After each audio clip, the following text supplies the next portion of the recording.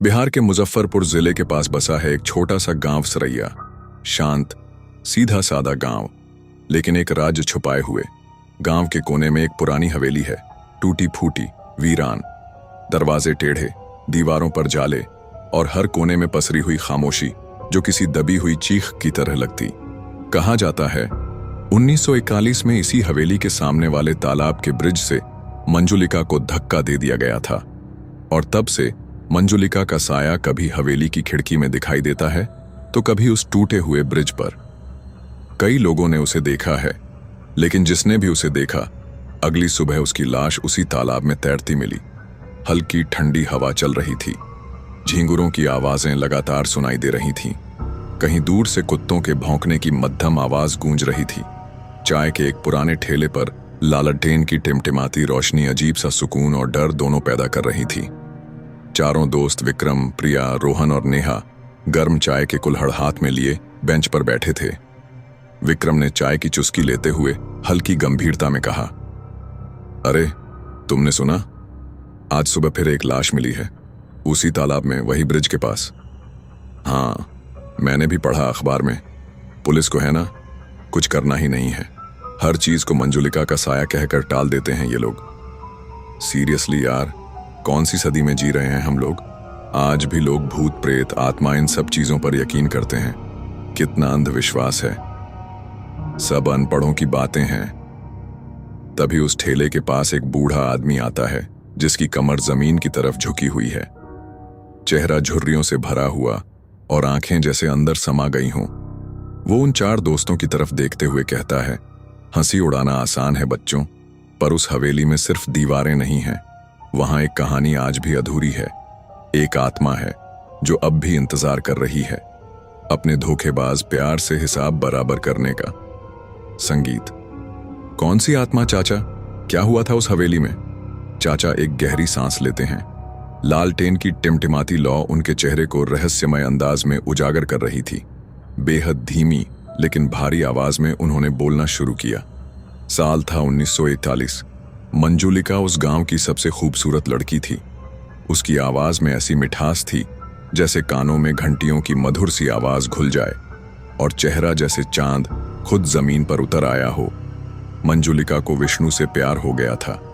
दोनों एक दूजे के बिना रह नहीं सकते थे और एक दूसरे में ही अपनी दुनिया देखते थे।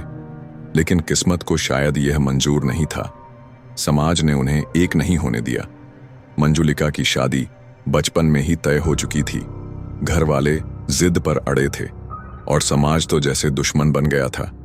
एक दिन मंजुलिका ने विष्णु से कहा, अगर साथ जी नहीं सकते तो कम से कम साथ मर तो सकते हैं। विष्णु ने भी हामी भर दी।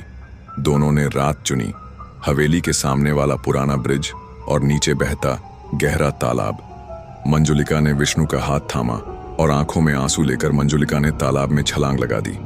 पर विष्णु वहीं के वहीं खड़ा रहा। ना उसने छलांग लगाई, ना उसे रोका। बस चुपचाप खड़ा होकर देखता रहा और फिर बोला, चलो। जान छूटी। बहुत परेशान कर रही थी।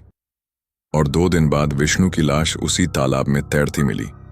कहते हैं मंजुलिका की आत्मा लौट आई थी, प्यार में मिली बेवफाई का बदला लेने।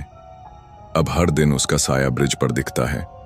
सफेद साड़ी, गीले बाल और लाल डबडबाई आंखें, और जो भी उसे देखता है, अगली सुबह उसकी लाश तालाब में मिलती है।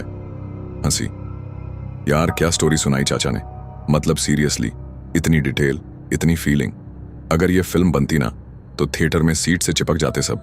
पूरा पहले दिन का हिट होता। काय सच में एकदम जबरदस्त स्टोरी थी। हॉरर, थ्रिलर, सस्पेंस, प्यार, सब कुछ था, और वो आत्मा भी।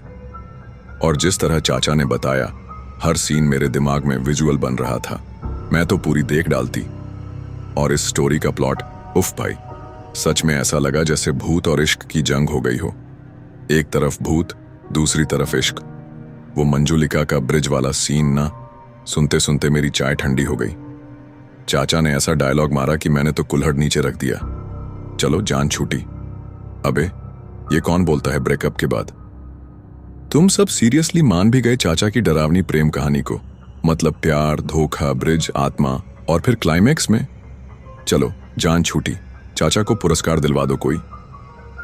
ऑनेस्टली कहानी सॉलिड थी, एंटरटेनमेंट फुल ऑन था, लेकिन भूत प्रेत, कम ऑन गाइस, वो सब तो सिर्फ ओवर एक्टिव इमेजिनेशन है। मुझे तो लग रहा है चाचा कहानीकार बन करके आए हैं। गाइस चलो तो फिर आज मीटिंग फिक्स करते हैं मंजुलिका के साथ। संगीत चाचा धीरे से खड़े होते हैं, उनकी आंखों में चेतावनी साफ झलक रही थी।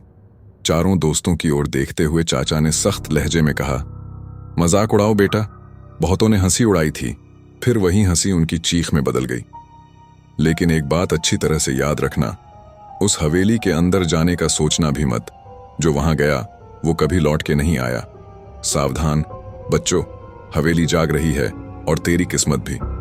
हंसो, लेकिन एक बात कान खोलकर सुन लो, जब डर मजाक बनता है तो सबसे पहले हंसी ही गायब होती है। चलो फिर मंजुलिका को जाकर खुद बताते हैं। हम डरते नहीं और डरावनी कहानियों पर यकीन भी नहीं करते, और अगर सच में भूत मिला तो मैं उसी वक्त वीडियो बना दूंगा, वायरल गारंटीड एकदम। और अगर कुछ गड़बड़ हुई ना तो विक्रम याद रखना, तू ही था मास्टरमाइंड इस ब्रिलियंट प्लान का। चारों दोस्त बाइकों तक पहुंचते हैं। विक्रम और रोहन बाइक स्टार्ट करते हैं, नेहा और प्रिया पीछे बैठती हैं। फिर दोनों बाइक्स अंधेरे रास्ते पर हवेली की ओर निकल पड़ती है। पीछे से पूरी धूल और सन्नाटा रह जाता है। चाचा ने उन्हें दूर से जाते हुए देखा। उनकी आंखों में डर साफ साफ दिखाई दे रहा था और होठों पर एक फुसफुसाहट के साथ उन्होंने कहा, अब इनमें से कौन लौटेगा कौन नहीं, यह अब सिर्फ और सिर्फ मंजुलिका तय करेगी। रात के करीब 12 बज चुके थे। चांद बादलों के पीछे छिपा हुआ था। हवेली की तरफ जाने वाली पगडंडी पर चारों दोस्त विक्रम, प्रिया, नेहा और रोहन बाइक रोककर पैदल चलने लगे। हवा में ठंडक बढ़ रही थी और पुराने पीपल के पेड़ की डालियां सरसराती हुई उनके सिर के ऊपर झुक रही थीं। तो दोस्तों, क्या सच में उस हवेली में मंजुलिका का साया था? क्या हुआ उन 4 दोस्तों के साथ? जानने के लिए सुनिए अगला एपिसोड, जहां धोखे की सजा और प्यार की तड़प एक होकर दिल को चीर देने वाली सच्चाई सामने आएगी, जो रातों की नींद उड़ा देगी।